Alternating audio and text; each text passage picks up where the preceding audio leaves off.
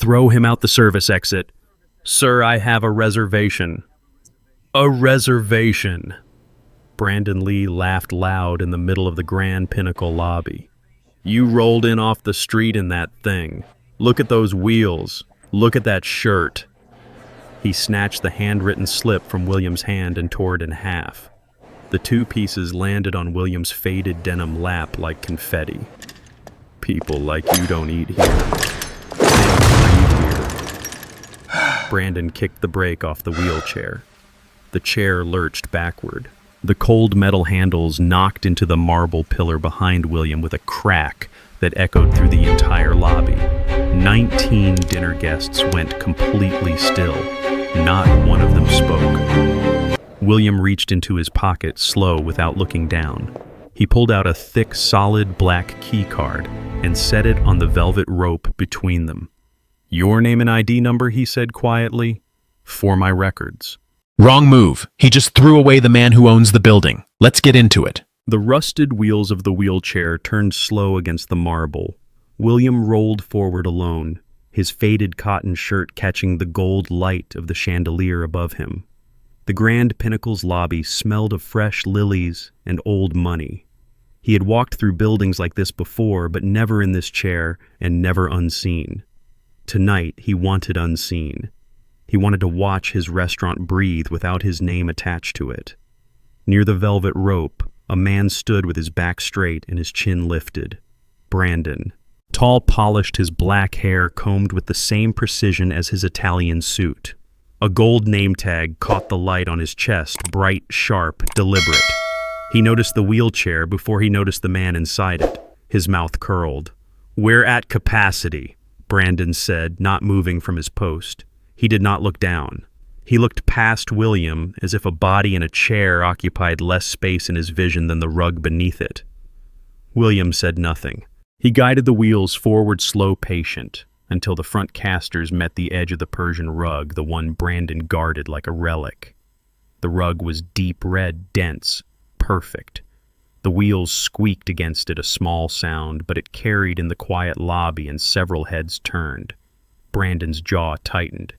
Did you not hear me? He said, stepping closer now, his shoes silent on the same rug that screamed under William's tires. He smelled of cologne, sharp citrus, and cedar, expensive enough to announce itself from 3 feet away. William breathed it in, and underneath it, he felt something rise in his own chest, hot, slow, controlled. He kept his eyes on the gold name tag. He always read name tags first. It was a habit from another life, one Brandon could not see and would never guess. I have a reservation, William said. His voice was even, calm, quiet enough that the people near the rope had to lean in to hear it. Brandon's eyes dropped to the chair, to the scuffed metal, to the worn fabric of William's sleeve. He took his time, slow, deliberate, the way a man inspects something he intends to discard. The chandelier light caught every flaw, every chip in the paint, every place the chrome had rusted thin. This is a VIP restaurant, Brandon said. He smiled, but it did not reach his eyes. People like you don't belong on this floor. A woman near the rope gasped soft quick, then covered her mouth like she had not meant to make a sound at all. William did not turn toward her. He kept his focus on Brandon, steady, unblinking, the kind of stillness that unsettles people who expect resistance. Brandon mistook the stillness for defeat. I'll need you to leave, he said louder now, performing for the small crowd that had gathered near the entrance. Before you make a mess of the carpet. The valet near the door, an older man in a gray uniform, turned his head toward William. For 1 second, his eyes went wide, his whole body stiffening like a man who had seen a ghost. Then he stepped backward, slow, careful, until a marble pillar hid most of his face. William noticed. He always noticed. He filed it away and said nothing. The chandelier above them buzzed faintly hot, bright, relentless. William's chest burned under that light, the humiliation pressing in from every direction, but his hands stayed loose on the wheels. His shoulders stayed level. His face stayed calm. Anger had a place. This was not it. Instead, he reached into the inner pocket of his jacket. His fingers found the worn edge of a small black notebook, its cover cracked from years of use and a slim pen clipped beside it. He pulled both out slow, unhurried, and rested the notebook against his knee. Brandon watched the motion with faint mocking curiosity, the way a man watches an insect attempt something far beyond its size. "Writing me a letter?" Brandon said, and the people near the rope laughed soft, nervous, eager to please him. William opened the notebook to a blank page. He did not answer. He clicked the pen once, the small sound swallowed by the lobby's noise, and waited, pen hovering patient like a man who already knew exactly what he would need to write before the night was through. Brandon's smile widened, certain satisfied, already moving on. He turned slightly toward the rope, toward his audience, savoring the moment a little longer. He had no interest in the notebook. He had no interest in the man holding it. He had no idea what kind of leash he was standing on. William reached into his jacket slow and pulled out a folded slip of paper.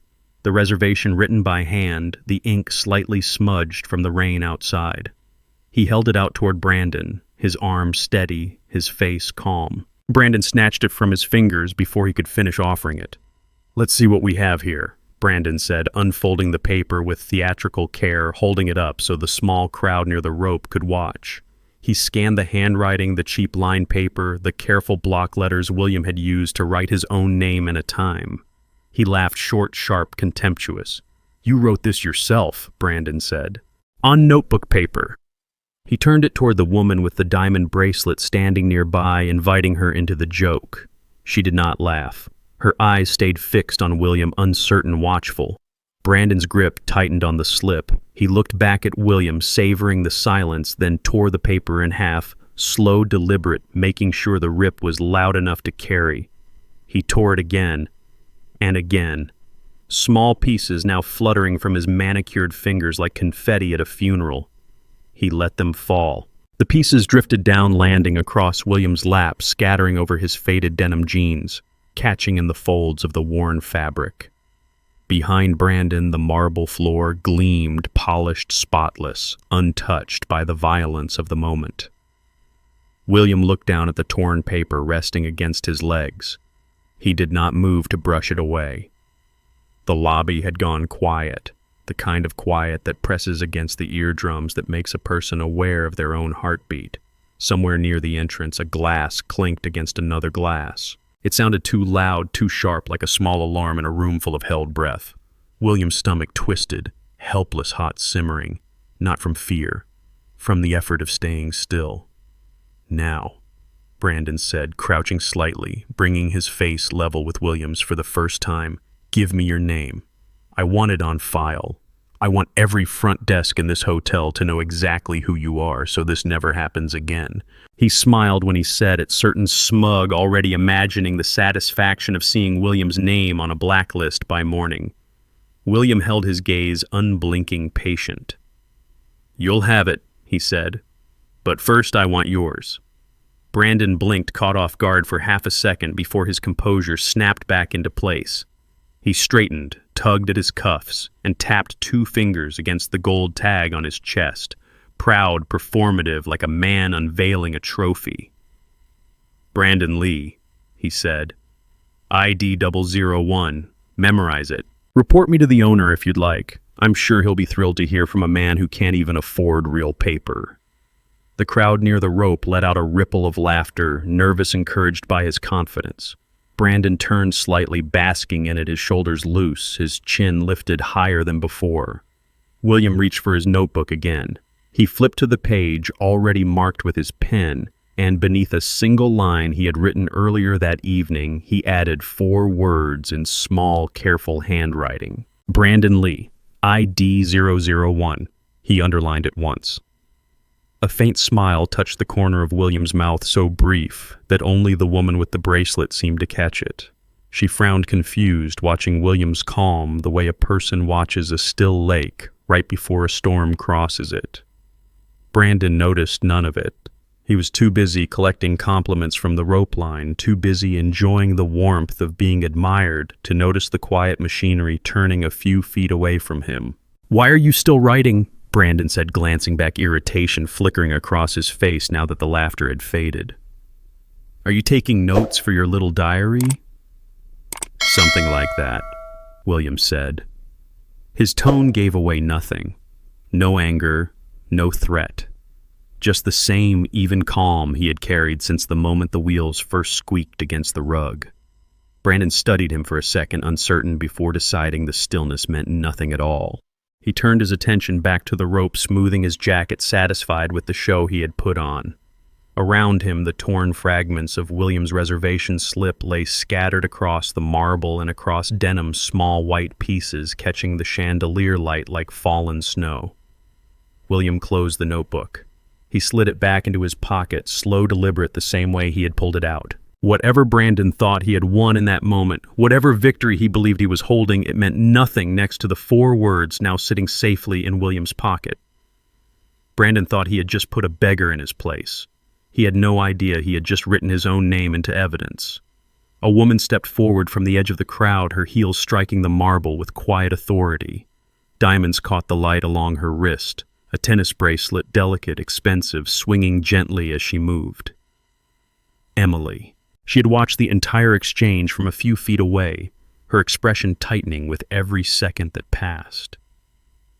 "That's enough," she said, her voice cutting clean through the murmur of the lobby.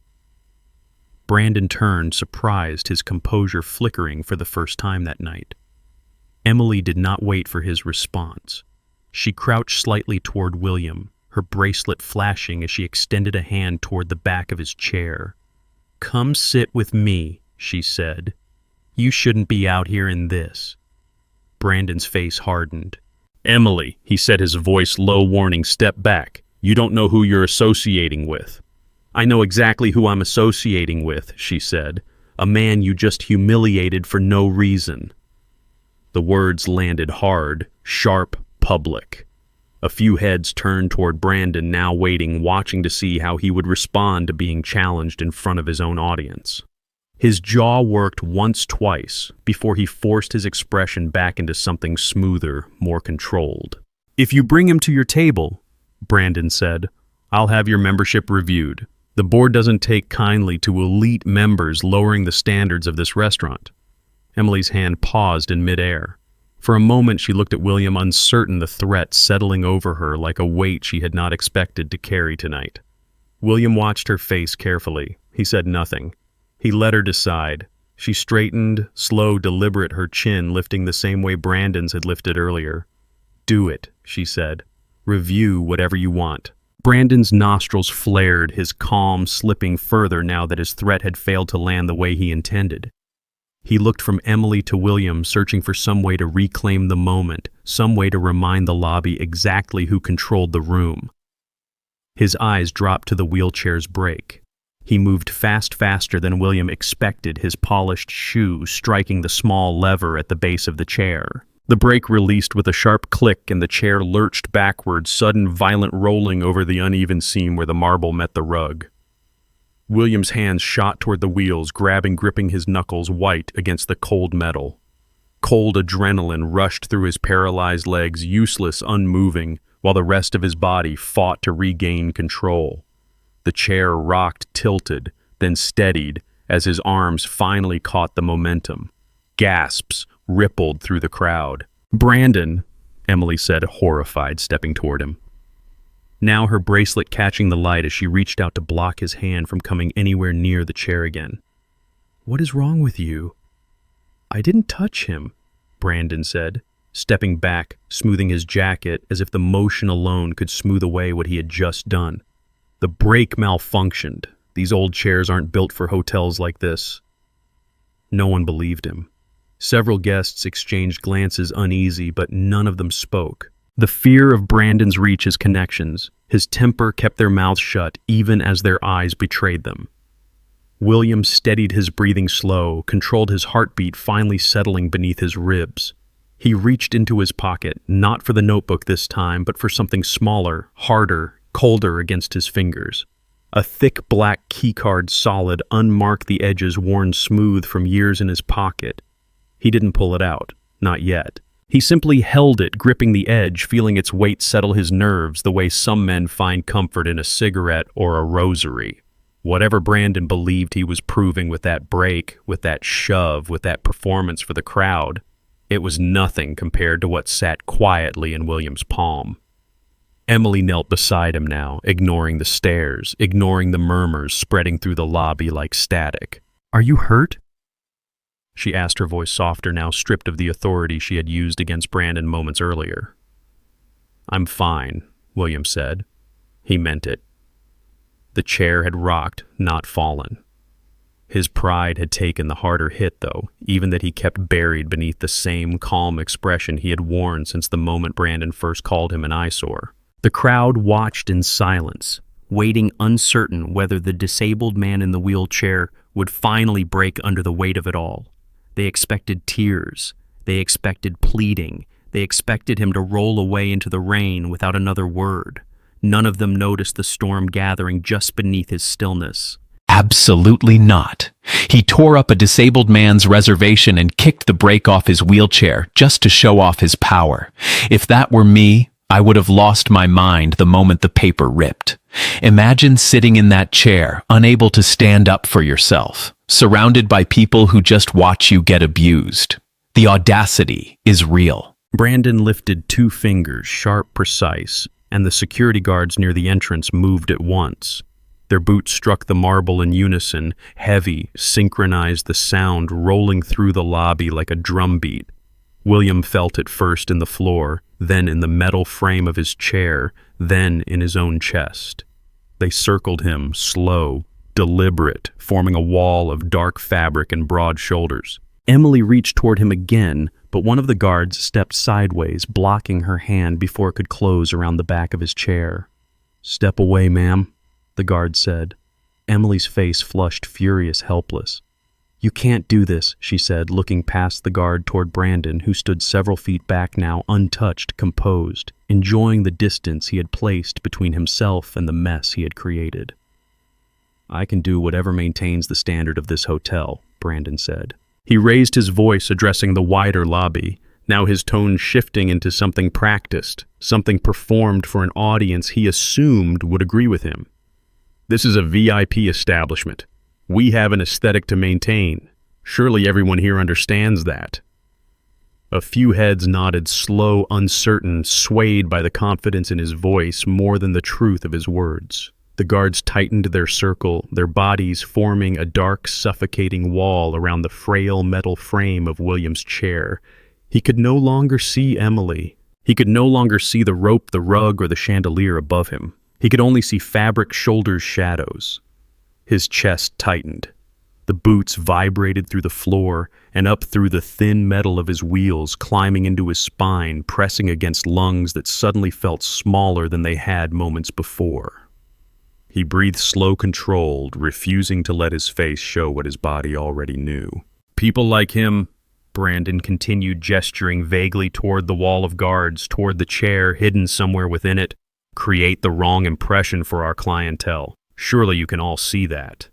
Murmurs spread through the crowd, soft, complicit, the kind of quiet agreement that costs nothing and protects everyone who gives it. No one challenged him. No one stepped forward the way Emily had.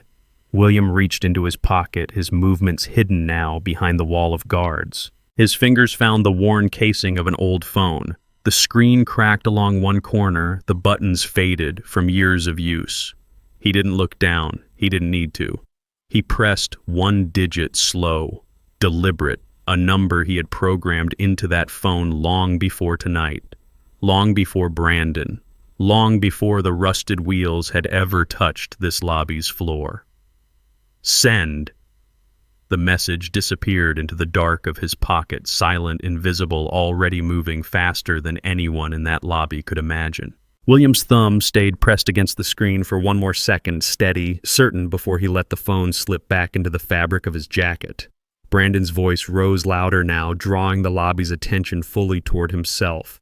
His shoulders squared, his chin lifted in triumph. "This is what happens," he said, "when standards slip, when people forget where they belong. No one asked where Arthur Bellamy was. No one wondered why the general manager, the man responsible for every guest under this roof, had vanished the moment chaos began spreading across his lobby. William wondered. He always wondered about the men who disappeared right when their presence mattered most.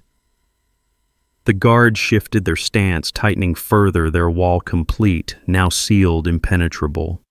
William sat at the center of it, small, still surrounded. He felt the weight of every shoulder, every boot, every breath pressing in around him, but his face remained calm, unreadable, distant from the storm closing in on his body.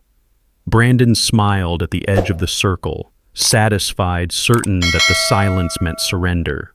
He believed he had won. He had no idea the net tightening around William was about to become the very rope that hung him. The guards moved as one, their hands closing around the rusted handles of William's wheelchair. Cold metal, hostile grip. No hesitation in their fingers as they began pulling him backward, away from the lobby, away from the rope, away from Emily's voice still calling somewhere behind the wall of shoulders. He didn't fight them. He couldn't. The wheels caught against the seam where marble gave way to tile, jolting his spine, rattling through bones that had long since stopped answering his commands. The chandelier light faded behind him, dimming with each backward foot replaced by the colder fluorescence of a narrow service hallway. Brandon watched from a distance, relaxed, a crystal champagne flute resting easily in his hand. He lifted it slightly, almost a toast, as the guards dragged the chair past the kitchen doors and toward the service exit at the end of the hall. The air changed first, freezing, sharp. A draft slipping through the cracks of the heavy steel doors ahead, carrying the smell of wet asphalt, garbage rain pooling in a back alley that had never once hosted a guest of this hotel. William's legs, numb, lifeless, useless against the gathering cold, sat motionless beneath a thin blanket of denim that did nothing to stop the chill climbing higher, separated now from Emily, from the lobby, from every witness who might have spoken on his behalf. William understood the isolation completely. The world did not pause for men like him. It simply moved around them, indifferent, efficient, already forgetting their names before the door closed behind them. He had felt this before, long before tonight, long before Brandon. A different hallway, a different fall.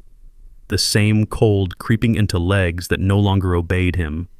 The same silence pressing down where help should have been.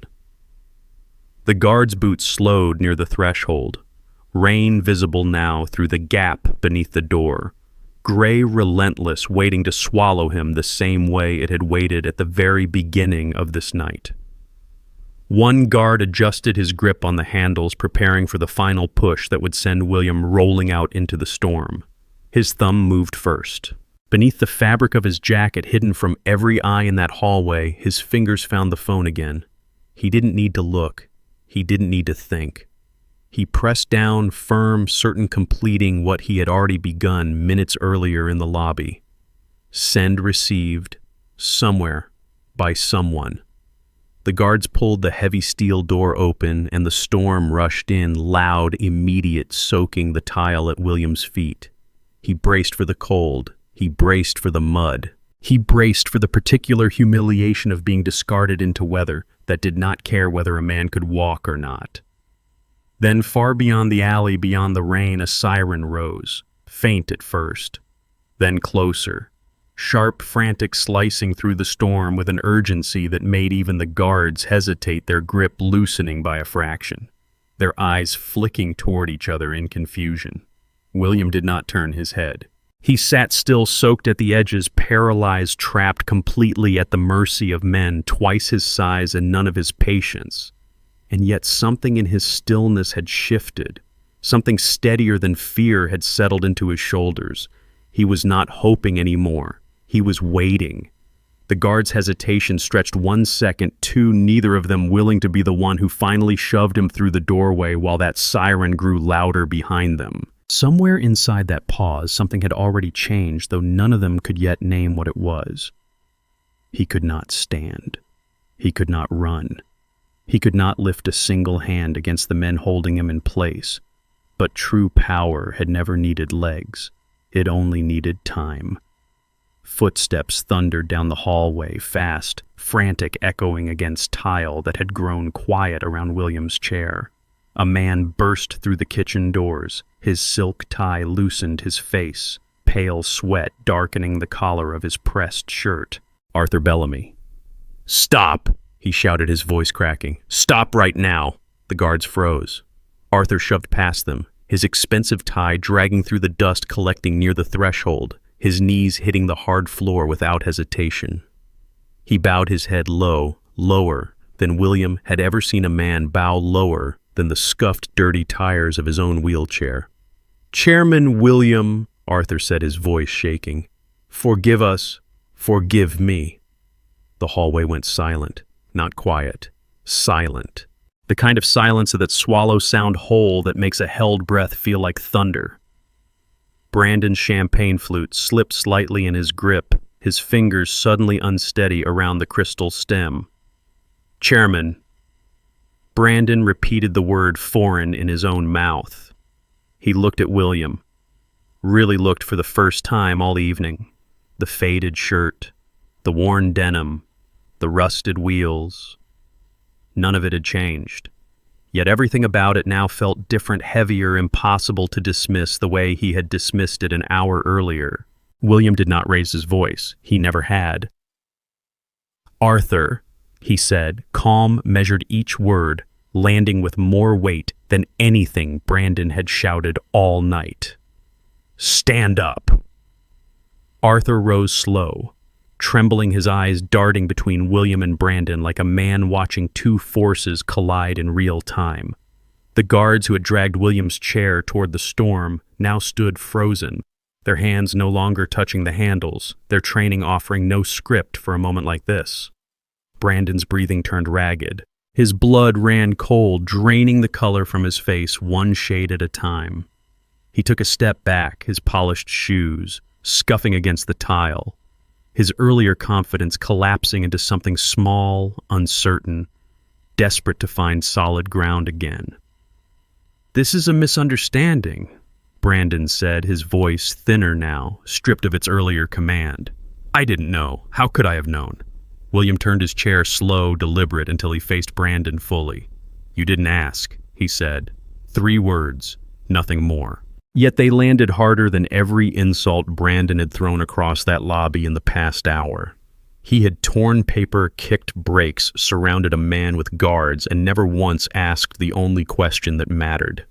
William reached into his jacket. His fingers found the worn edge of his notebook, the same one Brandon had mocked beneath the chandelier. He opened it slow to the page already marked, to the page holding 4 words written in careful, deliberate handwriting. Brandon Lee, ID 001.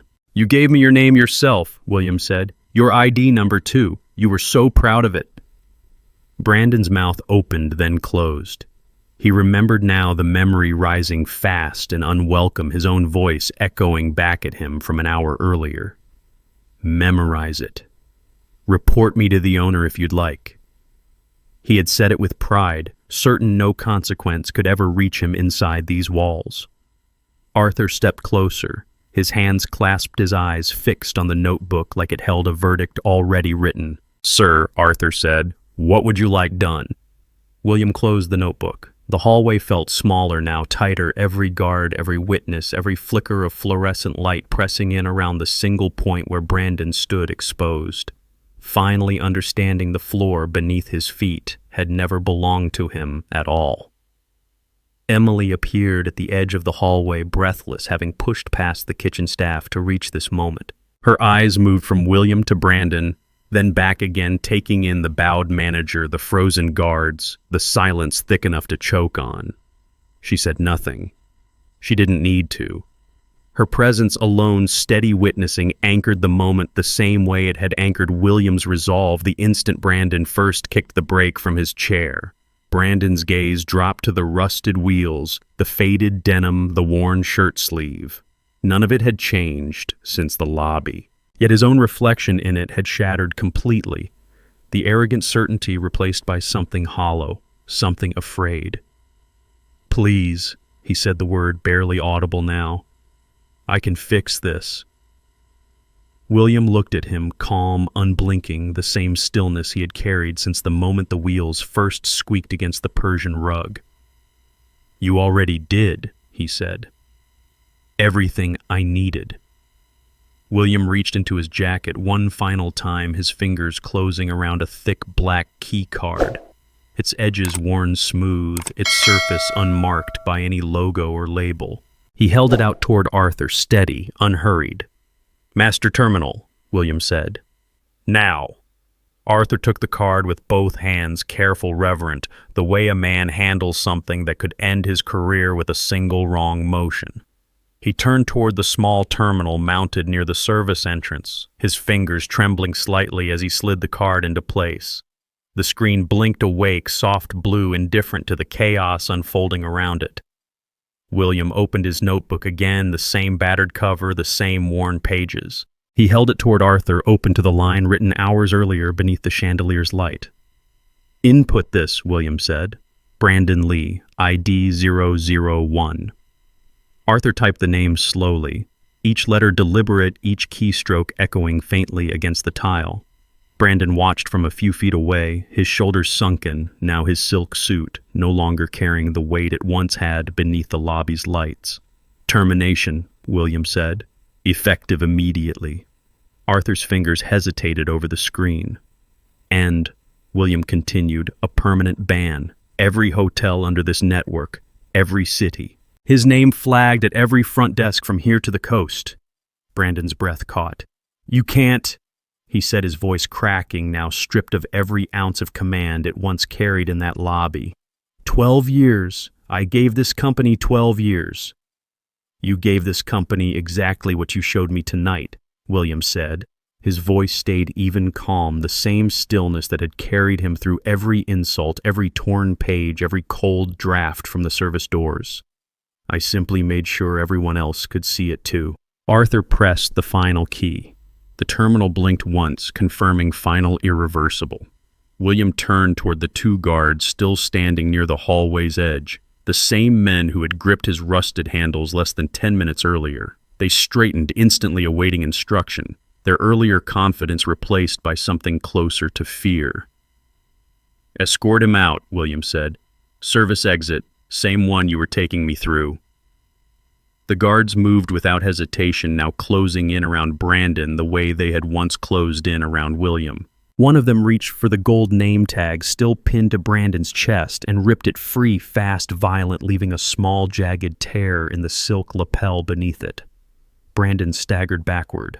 "Wait," he said, his voice rising, desperate pleading now in front of the very crowd that had laughed alongside him an hour earlier. "Please. I have a family. I have debts." No one answered him. Emily stood near the hallway's entrance, watching her arms crossed, her expression unreadable except for the faint, satisfied tightening at the corner of her mouth. She had been the wound this night created. Now she stood, as its witness, steady, unmoved by Brandon's unraveling. The guards pulled him toward the same steel doors that had nearly swallowed William minutes before. Rain still fell beyond them, gray, relentless, waiting for its next arrival. Brandon's shoes scraped against the tile, resisting slipping his manicured hands, grasping uselessly at air. "This isn't over," he said, his voice breaking. "This isn't over." The doors swung open. Cold air rushed in sharp, immediate, carrying the same scent of wet asphalt that had once chilled William's paralyzed legs. Brandon's pleading grew louder, then thinner, then gone entirely as the guards forced him through the threshold and into the storm waiting outside. The steel doors slammed shut. The sound echoed once through the hallway, final, absolute, cutting off every trace of Brandon's voice, like a blade through silk. The hallway settled into stillness, the kind that follows after something heavy finally falls into place. William sat facing the closed doors, his hands resting calmly on the wheels that had carried him through every insult this night had offered. Arthur stood a few feet away, silent, waiting, still holding the black key card like it might shatter in his palm. Emily stepped closer, her bracelet catching the dim light one final time. William said nothing for a long moment. He looked at the closed steel doors, his voice barely above a whisper. The aesthetic is finally perfect. Fiction. But that feeling of absolute justice, if you were in William's shoes, holding all that silent power, would you have fired him immediately or let him dig his grave a little deeper? Drop a comment. Like, share, subscribe.